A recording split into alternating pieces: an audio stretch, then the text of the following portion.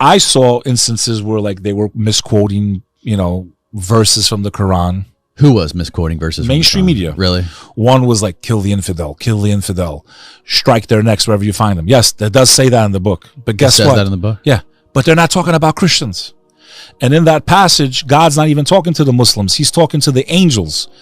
That verse that they loved using in the mainstream media about how they need to kill the infidel, Christians were not considered infidels in Islam. Who were they talking about? They were talking about the other pagan Arabs that were trying to destroy the Prophet Muhammad, who was bringing monotheism, who was telling people God is one, believe in Abraham, Moses, Jesus. These are all prophets of God.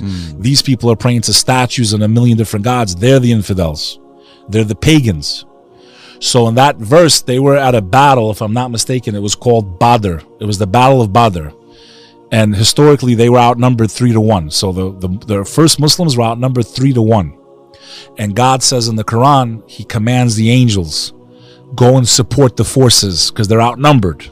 And I commanded the angels to strike the infidel. He wasn't even commanding the Muslims. And they use that verse in the mainstream media to make you think as an American that the Muslims are coming to kill you.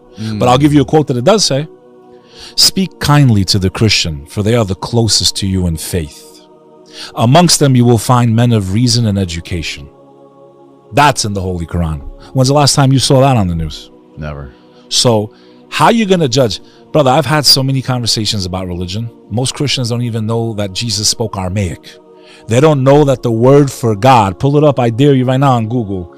Type in language of Jesus Christ. Do it right now on Google. Show me what power. I'm going to show you how dumb we are as a society and how far away you are listening to this right now, how far away you are from any concept of reality, truth, or being. So what was the language? There it pops up. Now, here's what I want you to do. Let me blow everybody's mind now. Aramaic. Now, the language is a Semitic language. The Semitic languages are Hebrew, Arabic, and Aramaic. They're cousins, like I mentioned earlier. Latin is Portuguese, Italian, Spanish. Semitic languages.